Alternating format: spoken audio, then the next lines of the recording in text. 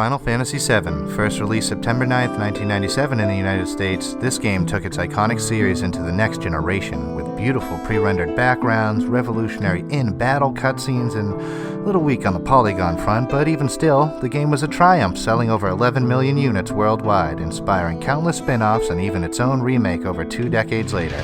And what's more, it's my favorite game. I've played through so many times on PC, PS3, mobile phone, and PSTV.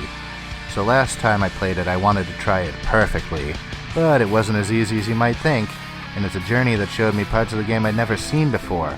I saw things, crazy things, and some things I didn't even want to see. But when you've played this game as much as I have at this point, you know there's only one more limit left to break, and I don't have to tell you there ain't no getting off of this train we're on till we get to the end of the line. So hold on to your drawers and...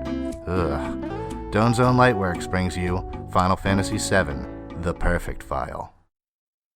Episode 1, The 13 Cursed Items of Final Fantasy VII, and why there are actually 20. Let's mosey. One of the main objectives in a Final Fantasy VII Perfect File is to get at least one of every item, but in a game where the maximum of any item we can have is 99, kinda, if we're trying to be quote-unquote perfect, why not collect 99 of every item? Because you can't. But let's try our hardest. Every item in the game, whether it's a usable battle item, an ultimate weapon, a speed square prize, a monster-only steal item, almost anything you can think of, can actually be duplicated all the way up to the maximum amount of 99 from even just a single copy of that said item. Unless you want to get into the 198 variation of the W item glitch. But let's cover that on a later episode. All things considered, I'm not exactly sure this game wants us to duplicate stuff. While the most surface level of glitches we'll cover has been speculated to be a sort of backdoor the programmers purposely put into their game for testing purposes, even if that is the case, it's nearly impossible that the full game-breaking abilities of this extended W item glitch we're about to cover would put in the game on purpose by nice-hearted programmers. In other words, Final Fantasy VII doesn't want us running around with 99 megalixirs. So in order to understand exactly how cursed these items on the list are, allow me to give you a brief overview of the different techniques that players use to surreptitiously duplicate these different in-game items we're not supposed to be able to duplicate. And that will lead us into the story of which items stand strongest against the onslaught of players, tassers, and glitch hunters alike throughout the first 2+ decades of playing Final Fantasy VII. In our quest to get 99 of every item, let's take the easy stuff for granted. At least one of every item is already in our inventory. Every item we can get normally, let's take it for granted we've got it.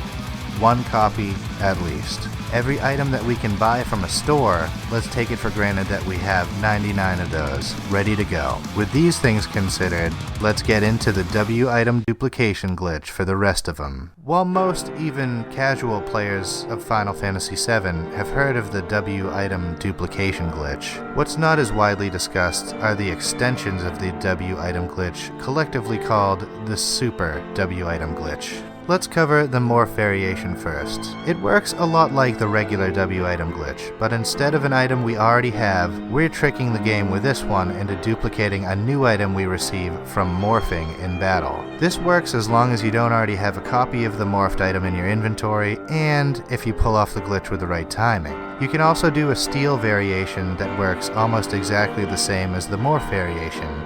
We can use that to duplicate stolen items though. And while the throw variation is not entirely necessary to our perfect game, this throw variation will save us some time in the late stages of our item collecting. This variation uses that same exploit that the morph and steal variations rely on, but now we end up using it to duplicate almost any weapon we have already in our possession. So with that, we've gotten pretty far down the road of extra items being able to be duplicated. But now for the first real heavy hitter of the glitches. The Super W item glitch's other steal variation. Okay, the community really needs to come up with a better name for this one. Anyways, this other sort of steal glitch is a glitch I was super excited when I discovered, because I thought I was the first person to discover it when I found it in 2020. Then I found it fully detailed in the glitch fact by Xenomic on GameFAQs, helpfully labeled 4308. updated slightly with the Super W item glitch, which was discovered on this date. Ugh, only a dozen years too late.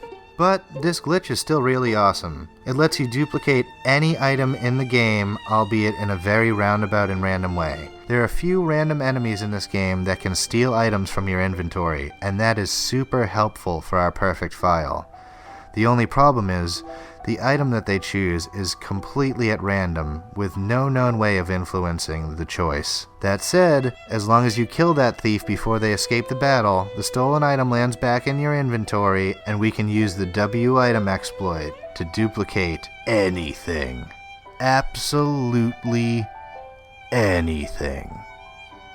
Except the cursed items. The items covered in this list all have their own unique ways of standing between the players and a 99 count on all the items for that sweet, sweet perfect file. But the Final Fantasy VII community is a great one and is nothing if not time-tested. Through the years, this problem has been attacked consistently, relentlessly, and most importantly, intelligently. Some say nothing is impossible.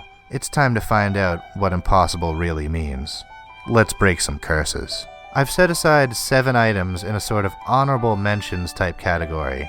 While all 7 of these items possess that strange set of rules that we consider as cursed, each of these 7 curses have their own ways of being broken, at least somewhat. And one of them, well, it's like barely cursed. Number 20, Silver Beret. The Silver Beret is a weapon used by Red 13. It's the second available weapon for Red 13 outside of his initial equipment, and you can buy it for 2,500 gil from the Tiger Lily Arm Shop in Cosmo Canyon. Yep, just buy one from his hometown. Cheap. Buy 99 of them if you want. But if you want to sell them back, or you happen to want to throw them in battle, well, this one's a real weird one. Why would the third weapon for Red 13 flag as cannot throw, cannot sell, cannot be stolen by enemies?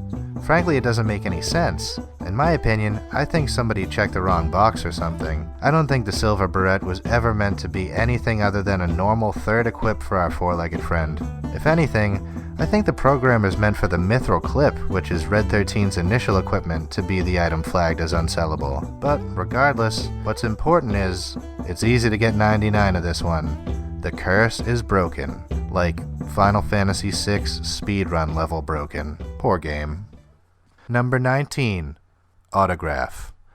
The autograph is an item received after beating a full playthrough of the special battle in Battle Square at the Gold Saucer, and it has the regular default item graphic in the menu. It's the ultimate prize for beating the toughest the arena has to offer.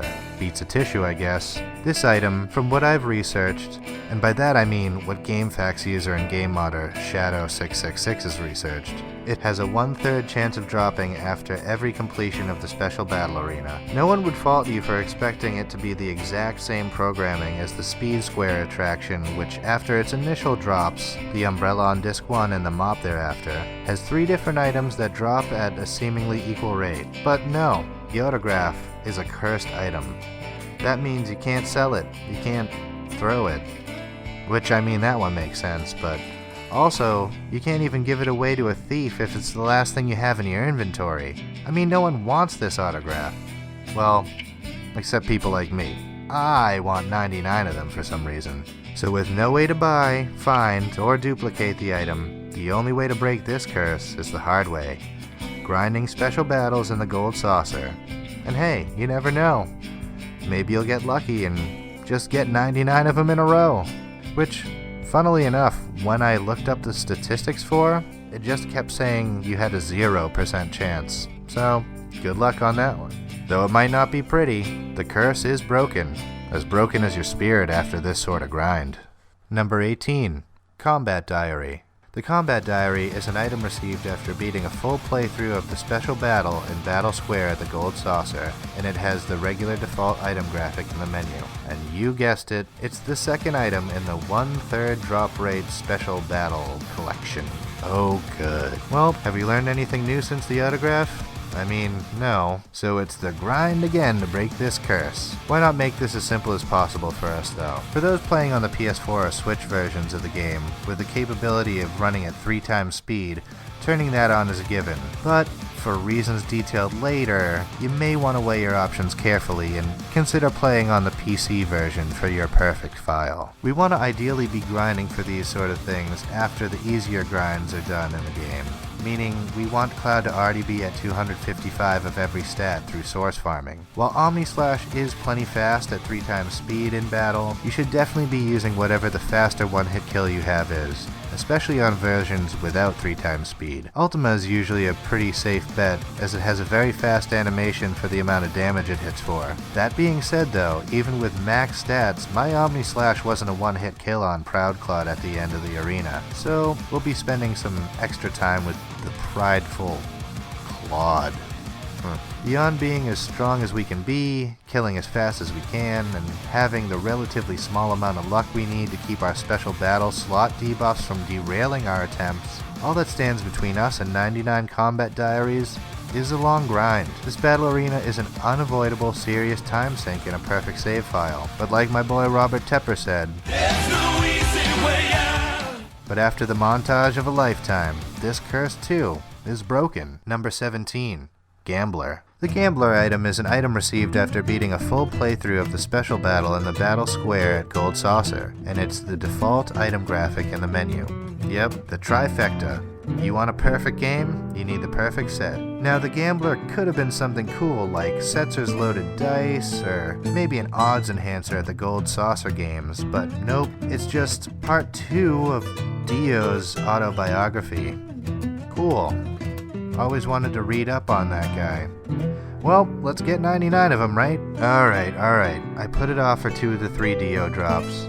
But now, it's time for the math, which I'm just barely smart enough to present to you, so...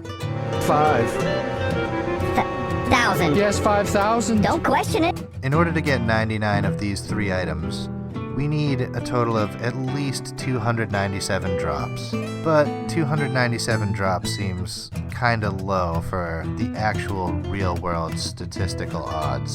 In order to find this multi-event probability, we'll use this formula. Pretty simple, right? All this is pretty much a really smart way of saying, on average, we get any specific one of these 3 drops after an average of 2 trips through the battle arena. Meaning our real-world average of trips through the special battle before we have a full 99 of the autograph, the combat diary, and the Gambler is 99 times 2 plus 99 times 2 plus 99 times 2. Only 594 trips according to the statistical average. And at a safe bet, at around 10 seconds per round, 8 rounds per trip through, then 10 seconds to restart the special battle after. Let's say we're looking at around 90 seconds per drop chance we get. Ultimately meaning 90 times 594 equals 53,460 seconds. Or a grind commitment on average a bit shy of 15 hours. And that's at 3 times speed. But if you took my word for it earlier and you're still trying your most perfect save on your PC, that's a different sort of commitment. No 3 times speed, which means in reality, we're looking at a grind of just over 44.5 hours on average. And don't forget, Proud Claude is also taking a bit longer than a normal round does. Not twice as long, but a real consideration that will push our real-world average grind to right around 2 days RTA. How about that for a meme speedrun category, huh? Well, we did it. Dio's 3-stage curse is broken. That's gotta be the craziest grind of our perfect file. I mean, it's gotta be, right? Anyways, anyone out there with 99 of these 3 items is an absolute legend. Bravo! You deserve everything Dio has to offer, which apparently is enough to fill multiple books. Number 16. All Creation. All Creation is the level 4 limit break manual for Yuffie and is dropped when defeating the boss Godo during the Wutai Stolen Materia side quest and is the default item graphic in the menu. This is the first of the level 4 limit break manuals on the list, the idea of which are apparently they're all written manuals each character can read, and if the correct manual for them is shown to them after they know all their limit breaks, only then will they understand the manual and learn from it. Otherwise, they just don't plumb get it at all. Alright, fine. We'll do that. This is one of, if not the most unique of the cursed items on the list. Our path to 99 of these items depends on something you may not even know is possible. We've spent this list so far finding ways to duplicate items. In the process of duping 100 all creations, this time, we're duping bosses. That's right. Another fantastic glitch in this game allows us to repeat boss fights by finding a way to stop the game's internal danger value from triggering an impending random battle before one final step on a field. For some reason, the boss just respawns once after you initially defeat it. We just did a bunch of math for the last entry, so we'll leave the technical info out for this glitch. But the main point is that when we use this glitch on the Godo fight in particular, we can defeat the first sort of random battle version of Godo, receive a copy of All Creation, and then lose that second actual storyline battle. And since Godo is able to be reattempted when Yuffie's defeated, as long as the repeating boss glitch is properly set up for every encounter with Godo, there's no reason why we can't duplicate our full 100 All Creations with nothing but a pretty healthy amount of time and effort. This one comes with quite the unique style of grinding, which will keep it novel for a while, but it's still a rough time sink. More importantly though, another curse is broken. Broken like the scripting for random battles and boss encounters. Number 15. Great Gospel. The Great Gospel item is an item received from the sleeping dude in a cave in the northeast of the easternmost continent, only accessible via any special chocobo, the high wind, or by driving the buggy into Costa del Sol, taking a boat across the ocean, then taking the buggy across a stream, all in time to start a quest chain to get our sweet baby angel Aerith's level 4 limit break in before she dies. Sorry about that. As I was saying, it's a default regular item graphic in the menu. And it is the item which will unlock Aerith's ultimate limit break, but there's a little more to this than that. As you may well know, the sleeping old man is quite the oddity in Final Fantasy VII. He has his own world map icon for his cave, putting him in the rare company of only the Chocobo Sage, their Chocobo, Lucretia, and the weapon seller near the Gold Saucer. More on him later, but back to the matter at hand. This tired guy will remain asleep and will only babble a few things, like he'll tell us how many battles we've been in, how many battles we've run away from, and he'll give some vague hints. Cool, good info and all, but in a perfect file, this guy's not going to be getting much rest. Now from what I've researched, and by that I mean mostly what the GameFAQs users Absolute Steve and the fantastically named Octopus Royalty have researched, if the number of battles you've been in or escaped from ends in the repeating digits 11, 33, 55, 77, or 99, and you don't already have the key item in your inventory, you'll receive you'll receive Mithril. Great. Good. Okay, thanks. I guess we'll get back into our buggy, or our chocobo, or our high wind, travel across the ocean, meet the weapon seller, offer him our Mithril, go upstairs, pull up door in the middle of the wall upstairs. That thing's so weird. Wouldn't you know it, another cursed item. Oh boy, you know what that means.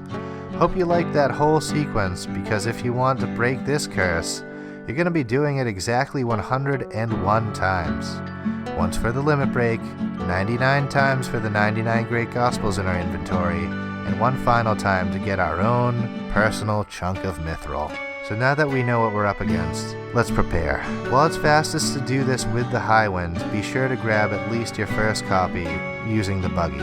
That way Aerith can actually make use of the item. Beyond that, all we need to worry about is finding the fastest 22 possible random battles, or 12 between the double 9s and double 1s, and running from them as fast as possible.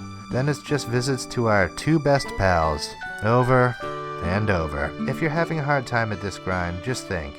At least you're charging up Chocobuckle's damage calculation, right? Or how about it's for Aerith? We can break this curse for her, and if it's any consolation, it is the final curse that you can perfectly break. Everything else lies a bit beyond Flower Girl tier perfection. Number 14. Cosmo Memory.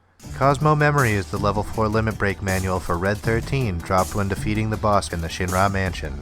It has the default item graphic in the menu. This item brings the most formidable curse on the list so far. Cosmo Memory is the first arguably unbreakable curse we come up against in the list, but not quite unbreakable. With some grit and determination, not only can we break this curse, we can crush it. There are two different ways of getting there.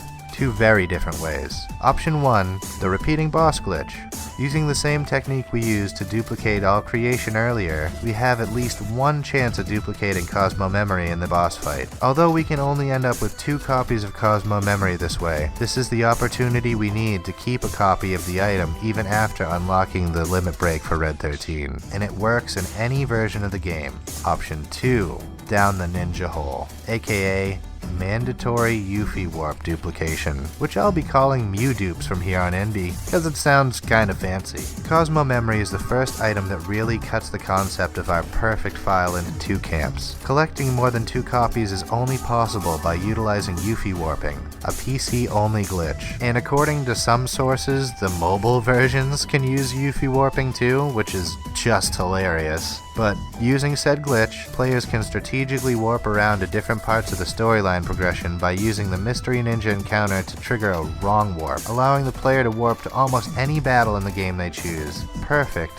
for our use here of duplicating boss-only items. The Yuffie warp will be revisited in detail in a future episode of the Perfect File, but for now, suffice it to say, unless you play the PC version, this item, or in this case these 2 copies of the item, remains cursed. Well, like half cursed. Number 13. Seraph Comb. Red 13 is determined to keep us from our perfect game. He's back again with a 3rd entry in the list, and this time the curse is like a giant undead chief level of epic.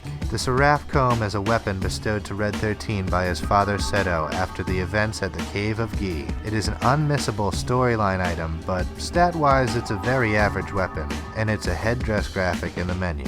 Nanaki returns here for a final time with another cursed weapon, even though this isn't an initial equipment like some of the other cursed items still to come. It's still flagged as a one-of-a-kind and undroppable item for clear storyline reasons. It is strangely the only weapon received in the game with this unique flag we're calling cursed. Again, this one makes sense story-wise, but you could be forgiven thinking this one would fall to the Super W item glitch, at least the throw variation. Unfortunately though, this curse is just too strong. We can't duplicate this one with any conventional means. But hey, nothing's impossible. I mean, until the point that it is, but hey, not quite yet, for PC players that is. Otherwise, the Seraph Comb is the first truly cursed item on this list. And you know what that means? Mew dupes only. Using the Yuffie warp to warp into the Cave of Gi, we can ceaselessly haunt Ginatak's ghost until we have 99 Seraph Combs in our inventory. We just have to watch that really sad cutscene 98 more times now. I can take it though. I'm not crying. And thus, Red 13 Seraph Comb breaks through every attempt at duplication on console, but still falls to one of the most powerful of glitches on PC. So if we're still trying to consider our perfect file possible across all mediums of the game, when it comes to console ports and the like, unless something is discovered, the Seraph Comb remains cursed. Number 12. Save Crystal. This was probably the item that was the hardest to decide on rank-wise in this list. The Save Crystal is an item received from the first treasure chest in the northern crater, and it allows the user to place a custom save point location in most places in the final dungeon. It is the default item graphic in the menu. This is one of the coolest items in Final Fantasy VII, and one of the most cursed. I mean, there are multiple levels of cursed on this one. The curse we're going to focus on here, though, is that dupe-proof programming coded so strongly it can't even be broken through Yuffie warping. So, why only number 12 on this list then? Because there are people that have been spending the better part of a quarter century replaying and pulling apart this game, finding super cool and obscure tricks from the opening bombing mission all the way through to here in the North Crater. So even though this item is dupe-proof in theory, there is one particular trick we can use in at least 2 different places in the crater to drop a usable save point while retaining the item in our inventory. That's really as far as we can push this item though. at least so far. Reusing the save crystal is programmed so tightly that no matter how clever we are with our duping tricks, even if we somehow got a legitimate second copy of the save crystal item, using it again only toggles the placement of the save crystal. The original placement will always disappear with a reuse. So even though we can use it and still retain one copy, for now, the save crystal remains cursed. Number 11. Omnislash. These next 3 entries in the list are currently in a unique state when it comes to finding their true strength of the respective curses they have on them. They're interesting because they bring with them the chance that we can discover something new, even today in this modern era of Final Fantasy VII. But the chances aren't so great. Omnislash is the level 4 limit break manual for Cloud, purchased as the most expensive prize in the Gold Saucer's Battle Square. It has the default item graphic in the menu. Now, what if I told you the earliest level 4 limit break you can receive in the game, yes I know, other than Great Gospel, is Cloud's Omnislash. You can unlock Omnislash as soon as you unlock the Battle Arena, in fact, but you're gonna pay twice as much as it costs later in the game. And it comes with this cheeky note specifically aimed at people like us saying, you can only buy one. But as far as I can tell, no one has specifically tested if these 2 different versions of Omnislash share the same coding. You never know until you try. Maybe they forgot to code the fact that Omnislash was the same item even though it was listed at 2 different prices. It would be an easy oversight, and now maybe a perfect save file could have a copy of Omnislash and have it unlocked in the limit break menu. That said, just know, this is only an outside possibility and a sort of challenge run sort of thing to do for fun and the love of the game. Because if you could get a second Omnislash through this sort of mechanic, I feel like somebody would have probably figured that out by now. But I wonder, would they have tested this too? What if we got the more expensive version of Omnislash first, leaving the early Disc 1 version of Omnislash untouched? Then we Yuffie warp back to Disc 1 and flip that old early flag. I think there's a pretty fair chance that could work for duplication, but only one way to find out. With this, a major perfect file paradox becomes unavoidable. Which do you consider more perfect? Unlocking your level 4 limit breaks? Or keeping the undupable limit break manuals in your inventory? You can't do both. So unless someone thinks of something new, or an outside possibility pans out, for now, the curse on Omnislash remains strong. Number 10.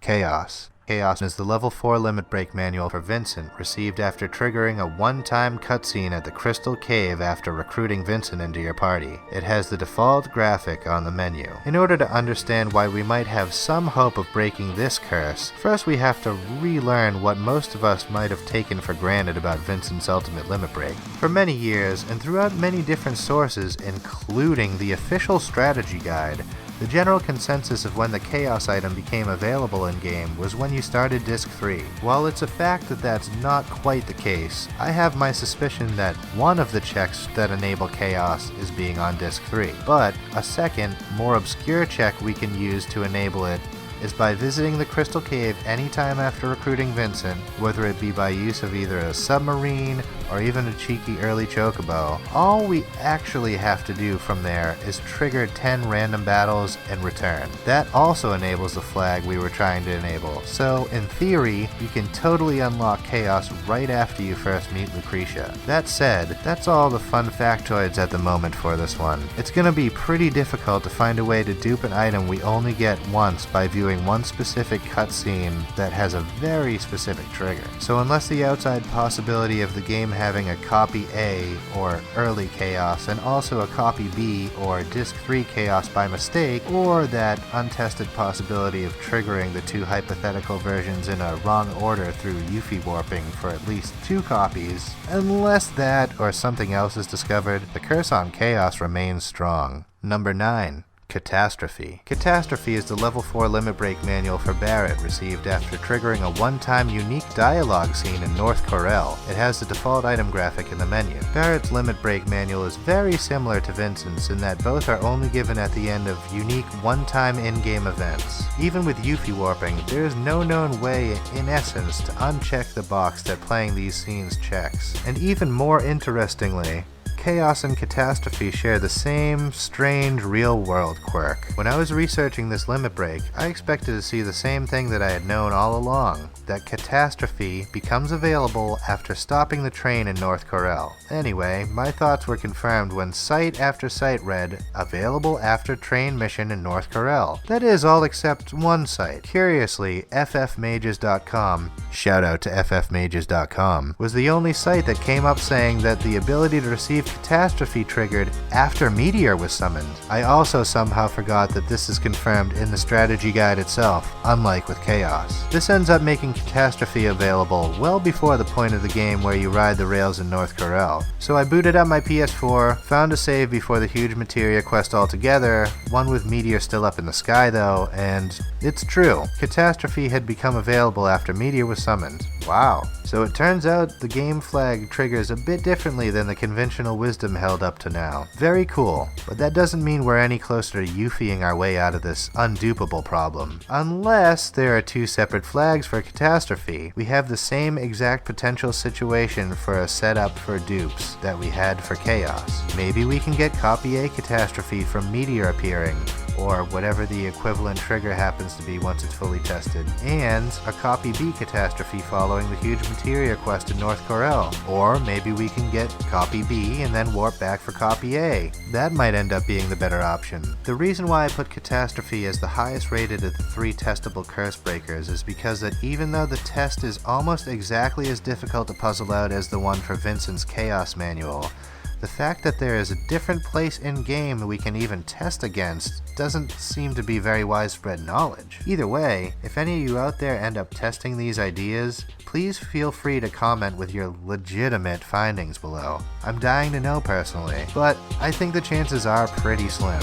Even still, with all that considered, until something new is found, the curse on Catastrophe remains strong. Number 8. Gatling Gun. Gatling Gun is a gun arm weapon that comes initially equipped on Barret. It is a gun arm icon on the menu screen. You might think there's going to be a theme here with each of the characters' initial equips being cursed, but that's not the case. That said, Barret's initial equip is actually flagged with that unsellable, unthrowable, overall undupable flag we're calling cursed. So why the flag that makes us cursed with one copy of this weakest of weapons for our whole playthrough? For an answer, let's go to a set of graphics mocked up by Soldier Cloud Strife on DeviantArt. So it seems like there's a bit more to this initial equip than we initially thought. Makes sense, kinda. Barret's initial gun arm was physically grafted onto him, so it's probably more complicated than just hitting a couple menu buttons to get that thing off. It seems the gun arm's creator had an amazing level of foresight though, because not only did the Gatling gun pack a punch itself, it somehow has every possible better gun arm just slot right on top of it.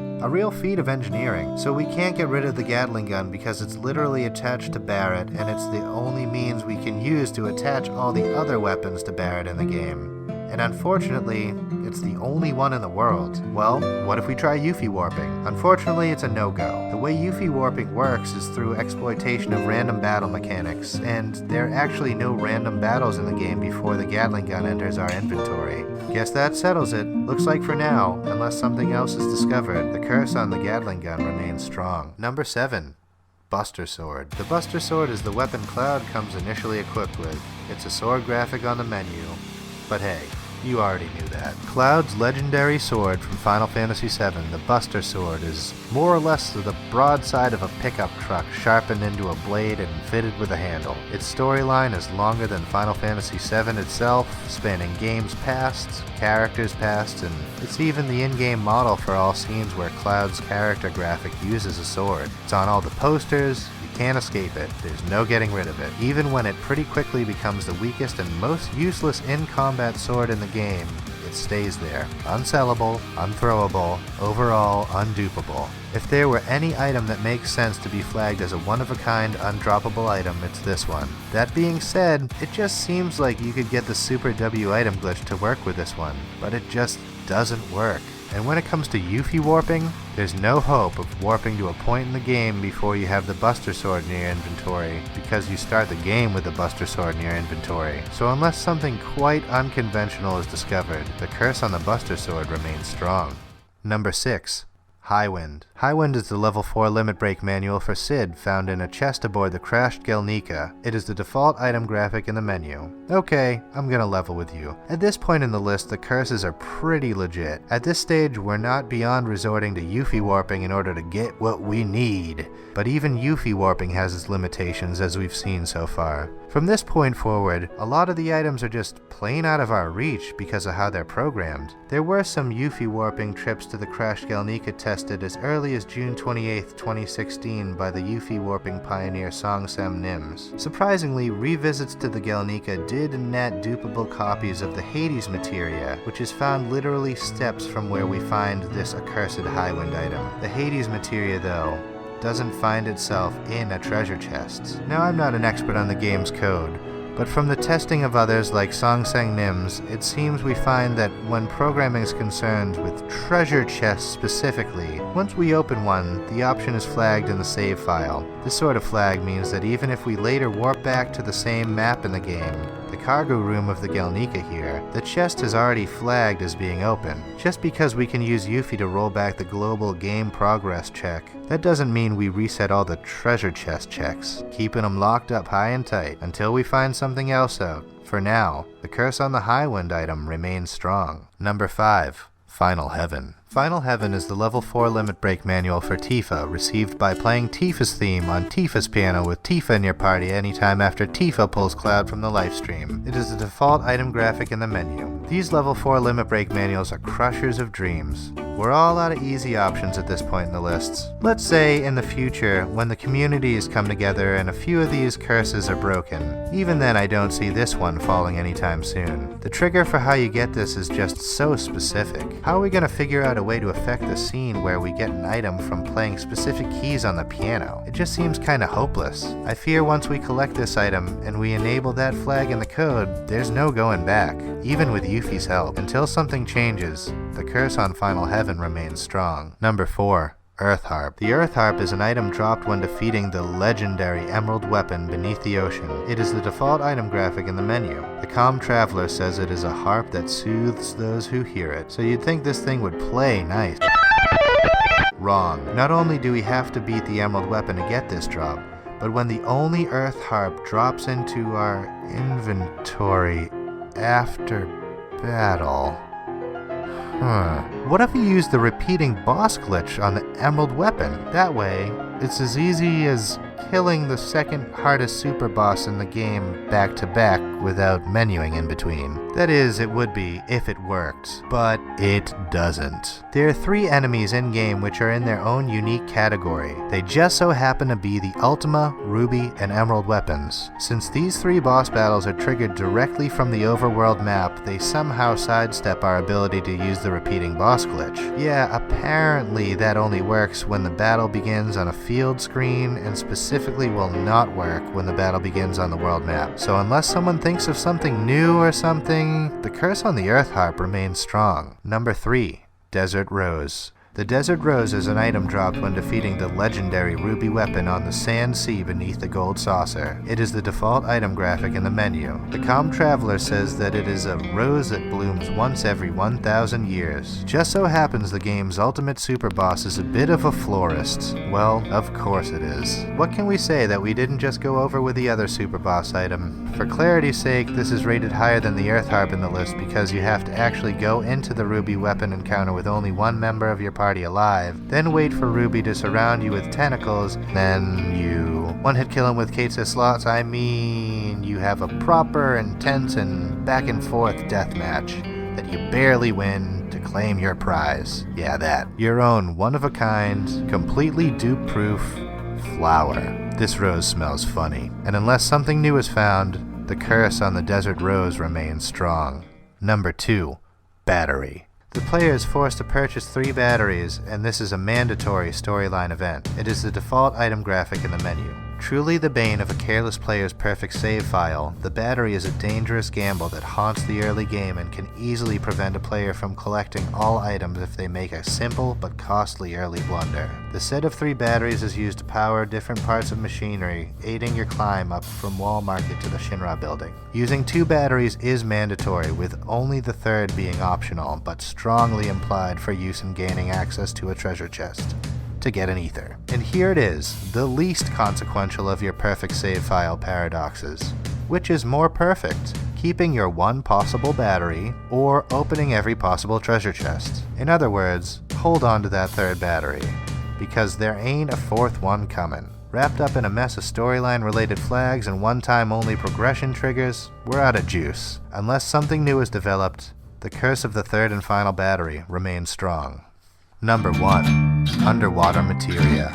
I know it's not technically an item, but this one was just too important to leave off of a list like this. The Underwater Materia is a unique piece of support materia received from the Com Traveler when the item guidebook is traded. It is a unique, single-level support materia, and its description reads, "Breathe underwater." This materia mystery was immediately obvious when I was making this list. How can we get a second copy of a materia when the materia comes pre-mastered? The community pondered year after year after year. Was there truly no way to get any other copies of the underwater materia? But maybe that's the wrong question. Maybe we're looking in the wrong place. It turns out, with the way the game is programmed, there has to be a maximum amount of AP that you can grind on a piece of materia. There just has to be. It's a real number, it's programmed in-game, there has to be an endpoint to this one. Enter Brutal Al. On March 12, 2012, Brutal Al creates a GameFAQs thread that links to what is ultimately an unlisted but fully searchable YouTube video, which I will refrain from playing since it is specifically unlisted. The title of this thread simply reads, "How to Master Your Underwater Materia the Legit Way." 15 years after this game's initial release, the YouTube and GameFAQs user Brutal Al has confirmed our strange mathematical theory of a max AP. 16,777,215 AP later, the counter for the underwater materia reaches its maximum value before... what? What was going to happen? Well, if the materia's place on this list is any hint, it rolls back to 0. That's it. The counter rolls back to 0. The materia remains unchanged, and there is no longer any way to even tell that millions of AP were grinded into that mocking pink stone. With a close look at Brutal Al's video, it's fairly obvious the user at least did this testing via a game editor and didn't waste... Nope, I'm not doing that math again. Like 1,000 hours finding out that the counter just resets to 0 the hard way. So even though, through the most ludicrous grind of any materia possible, we can technically remaster this pre-mastered materia, there's no pot of gold at the end of this rainbow. There's just a bunch of hot air. You'll never see that oh-so-satisfying underwater materia was born dialogue box. One Ultima tier tease at the end of a 16 million AP misadventure, unless something drastic happens. The curse on the underwater materia remains strong. Wow, that was a long train ride alright, but it looks like we're nearing the end of the tracks. I just want to add 2 quick considerations at the end, if I may. After speaking with some of the most seasoned of the community's Yuffie warpers, it's fairly obvious that this glitch is mostly unexplored and almost entirely undocumented. There's definitely a possibility that this glitch runs deeper than we know, extending to Mew dupes of items like the battery and maybe even Catastrophe, but it's just simply untested as of now. And one final huge consideration. Since we're considering all versions of the game, we have to consider the debug room. There is a way to warp directly to the debug room without using a Game Shark or any cheats. That means there is a way to just grab 99 Earth Harps if we're so inclined now. This episode does not take the debug room into consideration on purpose, because it wouldn't be very fun if we did. With all that squared away, let me just speak from the heart for a minute. I was very excited to put this video together, and I think it's a fitting first episode of The Perfect File. I knew there was a load of interesting info when it came to this strange class of items, but I had no idea some of these items would take me down such deep rabbit holes. When I started this, I knew about certain things like the underwater materia rollover, and while some of them blew my mind, when I independently realized that you could use boss duplication to get a second copy of Cosmo Memory, when I saw that I could get a second copy of Great Gospel just by trying when I thought I couldn't before, when I learned the obscure coding realities that cause the underwater materia's AP to roll over, stuff like that is a way my devotion to my favorite game in the world continues to pay me back even so long after its initial release. Thanks again for watching episode 1 of Final Fantasy VII The Perfect File. If you'd like to help me in creating this series, please go to my Patreon at patreon.com/StoneZoneLightworks. And if you really like content like this, here are some channels that I enjoy with similarly inspired content. Channels like Speed Lore, Carl Jops, Summoning Salt, Easy Escape, Speed Docs, and I hope you enjoyed this video. Please like, subscribe, and go play some Final Fantasy VII. Until next time, I'm Nick, playing as perfectly as I can, and hoping you all are too.